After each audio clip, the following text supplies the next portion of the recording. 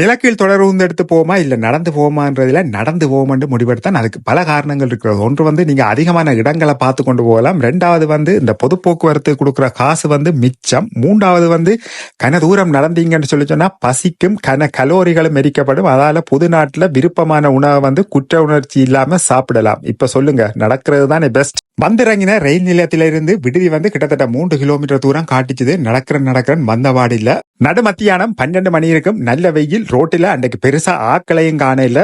இந்த லியோன் நகரத்தின் எல்லைக்குள்ள மட்டும் 5,20,000 மக்கள் வாழினமாம். ஆனா பார்த்தா அப்படி தெரியல. லியோன் நகர எல்லையை விட்டு புறநகர் பகுதிகளில் மட்டும் 17 லட்சத்துக்கு அதிகமான மக்கள் வாழினம். பரிசோடு ஒப்படைக்க லியோன்ல வெளிநாட்டுக்காரரை குறைவாத்தான் காண கிடைச்சது. ஒரு 40 நிமிஷம் நடக்கு பிறகு நான் முன்பதிவு செய்த விடுதியை கண்டுபிடிச்சேன். நேற்றைய நாள்ல நான் தேடினதுல லியோன் நகருக்குள்ள மலிவா கிடைச்ச விடுதி இதுதான். என்ன, கொஞ்சம் வேலைக்கு வந்துட்டேன். 12:45 எல்லாம் வந்துட்டேன். ஆனா 2 மணிக்கு தான் செக் இன் நேரம். கிட்டத்தட்ட 1 மணித்தியாலத்துக்கு மேல காத்திருந்தேன். 1:50 போலதான் அறைந்த துறப்ப தந்தார்கள்.